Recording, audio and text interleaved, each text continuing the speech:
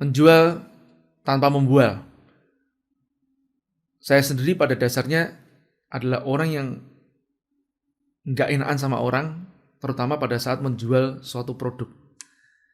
Yang saya takutkan adalah saya itu nanti seolah menggunakan trik-trik untuk membuat dia agar closing.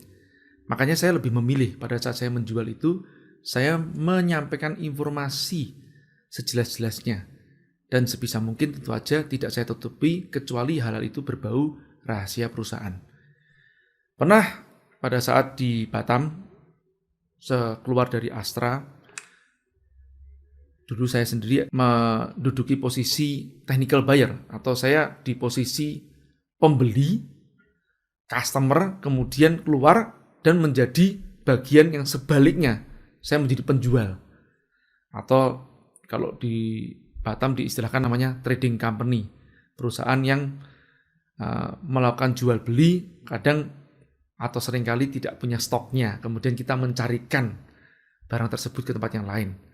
Atau mungkin Anda mengenal dengan istilah namanya supplier palu gada, anggap aja seperti itu. Awalnya sih niatnya supply spare part, tapi kalau sudah akhir bulan kadang-kadang sudahlah apa saja ya disupply kalau diminta oleh customer.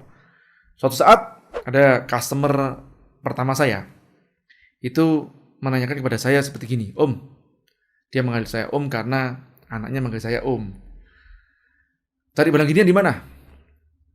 Karena saya juga sudah akrab dengan beliau juga ya, saya mengatakan, oh ini cari di situ. Ini di mana? Ini di situ. Saya sebutkan suppliernya siapa. Terus kemudian beliau tanya lagi kepada saya, kalau saya ambil sama Om Jaya, bisa? Ya bisa. Harganya berapa? Ya saya ambil dari dia juga. Saya bilang begitu.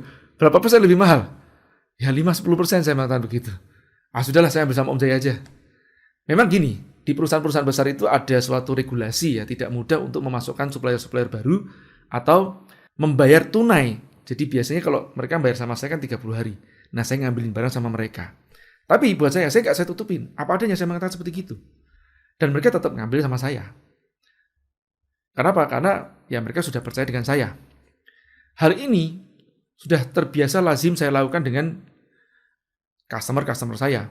Bahkan seringkali kalau mereka itu memberi saya orderan-orderan, itu ada namanya purchase requisition. Mereka sudah ditaruh di meja, itu J, kamu pilih mana yang kamu bisa. Terus dia cuma pesan begini, jangan tinggi-tinggi harganya, cuma begitu aja. Yaudah, saya buatin harganya. Ya, saya searching atau cari suppliernya dan barangnya berapa, kemudian saya naikkan rata-rata antara 10-20%, ya kemudian saya buat quotation lagi atau penawaran ke tempatnya mereka. Dan biasanya jarang ada penawaran ke tempat saya. Aslinya artinya tidak ada tawar-menawar lagi. Biasanya sudah diisu atau dikeluarkan PO atau purchase ordernya. Nah itu yang terjadi dengan saya. Sering seperti itu. Padahal saya sendiri adalah orang yang jarang yang namanya meminta order pada mereka. Saya hanya mengatakan bahwa Pak, saya spesialisasinya seperti gini, terutama mencari barang-barang yang sulit didapatkan oleh orang lain. Saya mengatakan begitu. Itu saat awal-awal saya membangun usaha, kata kunci saya cuma seperti itu. Saya ingin memberikan solusi bagi mereka. Karena saya ngerti biasanya para buyer itu di suatu perusahaan itu susah mencari barang-barang dan ada yang disebut barang-barang yang istilahnya PR mati atau yang sudah 2 tahunan tidak dapat barangnya. Nah itulah spesialisasi saya. Saya mulai dari situ memberikan solusi pada mereka sehingga terjalin yang disebut namanya kepercayaan. Suatu saat ada seorang buyer dari suatu perusahaan multinasional company dari luar perusahaannya. Dia bergerak di offshore service. Offshore service itu ada pembangunan lepas pantai. Orang ini suatu saat menelepon saya, kemudian dia mengatakan begini, Jay, itu tadi semua penawaranmu yang masuk hari ini, kamu naikkan semuanya 20%. Wah, saya kaget. Saya tanya, maaf Pak, maksudnya gimana Pak? Saya mau klarifikasi, saya salah dengar atau enggak nih? Itu PR-mu, PR itu quotation-mu ya, atau penawaranmu yang masuk hari ini, ada mungkin belasan begitu yang masuk hari itu, ya, itu dia minta saya suruh naikkan 20% semuanya. Terus saya kan mikir kan, waduh ini dimaksud apa nih? Jangan-jangan ada udang di balik batu kan? Saya takut, tapi kan saya tidak bisa menuduh beliau. Saya menanyakan seperti gini, maaf Pak, sudah cukup kok Pak, segitu sudah cukup. Kemudian dia ngejar lagi, naikkan 20%. Terus, Pak, maaf Pak, saya boleh tahu nggak Pak, ada sesuatu yang mungkin saya tidak pahami? Maksud saya itu ada hidden message kah ya? Nah, maksudnya apakah beliau itu minta atau apa? Saya nggak berani ngomong, jadi saya pakai isyarat kan. Nah kemudian beliau mengatakan begini, kamu ya jangan macam-macam ya. Kamu pikir aku ini siapa? Aku ini haji. Dia mengatakan begitu. Wah, saya Pak, saya nggak berani mengatakan begitu Pak. Makanya Pak, saya mohon petunjuk Bapak. Apa ada pesan yang saya tidak pahami? Terus beliau akhirnya mengatakan seperti gini, Jay, aku memperhatikan kamu beda sama yang lain. Yang lain kalau ngasih penawaran biasanya murah di awal, terus sampai aku lengah dipukul sama dia. Aku lihat hargamu stabil, kamu gak pernah mukul aku. Aku ngerti marginmu berapa. Dia bilang seperti gitu. Ini saatnya aku balas kamu. Wow, itu dikatakan beliau. Saya kaget terus terang. Ya, kok ada orang seperti gini gitu kan ya. Biasanya kan orang itu kan kalau bisa neken sehabis-habisnya, istilahnya mendapatkan keuntungan sebesar-besarnya dengan biaya sekecil-kecilnya dan bayar selama-lamanya. Kan begitu, kapitalis kan prinsipnya. Nah orang ini tidak seperti itu. Dia ngerti caranya membalas budi orang lain, ternyata seperti itu.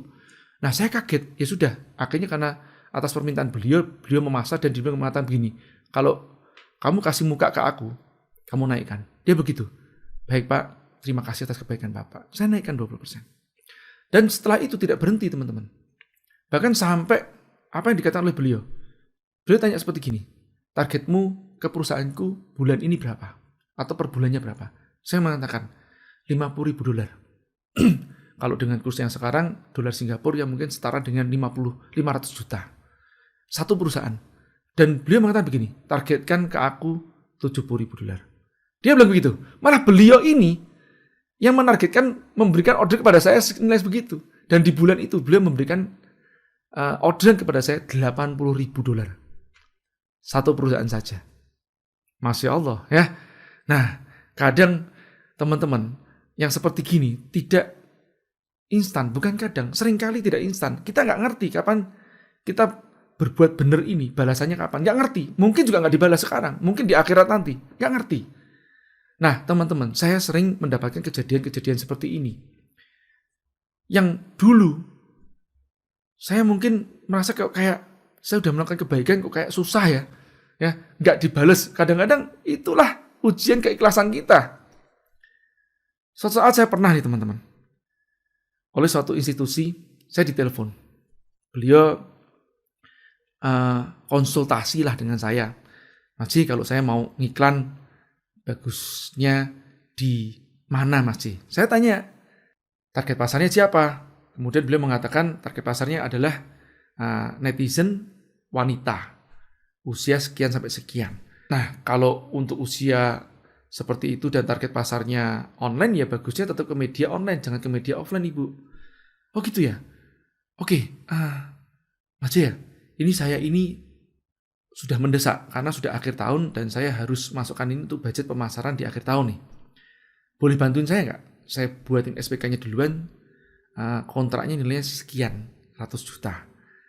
Itu ditawarkan kepada saya dan saya menanya gini, Ibu boleh nggak saya buatin dulu draftnya duluan? Ya boleh Mas Ji, tapi kalau bisa besok Mas Ji ya. Nggak usah harus detailnya bagaimana, yang penting saya sudah bisa buatin SPK-nya lebih dahulu. Nah, hal-hal seperti ini, kejutan-kejutannya seperti ini sering terjadi pada perusahaan kita, yuk bisnis.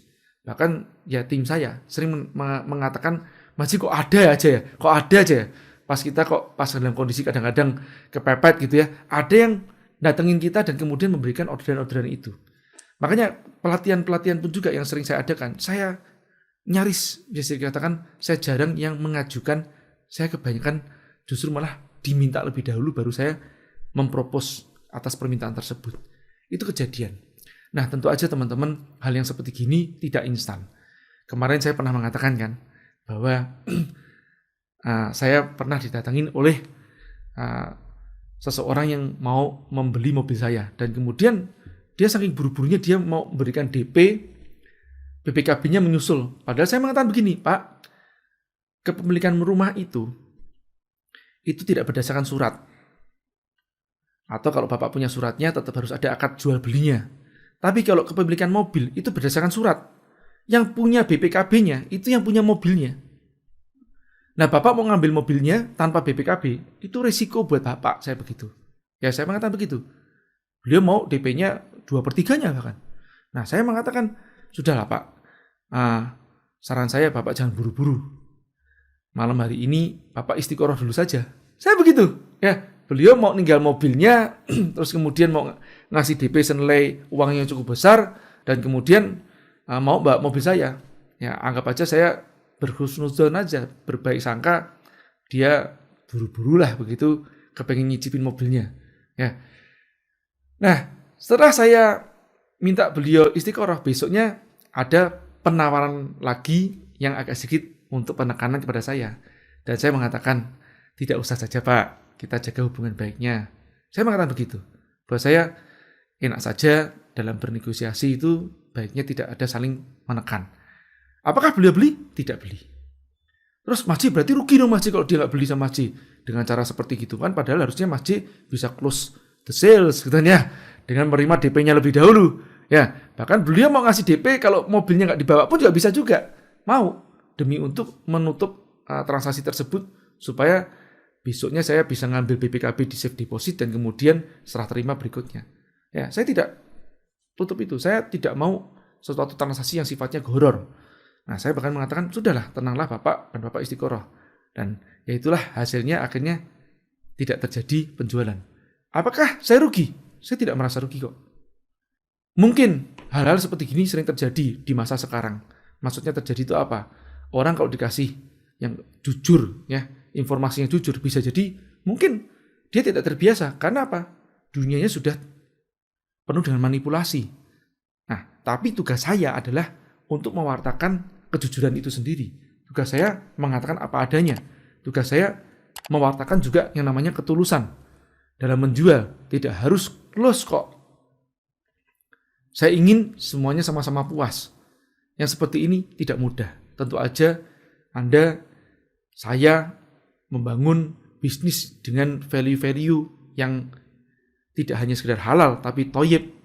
Itu tidak mudah pada saat kondisi seperti ini. Tapi yakinlah bahwa kalau kita tidak mendapatkan orderannya, kita mendapatkan pahala.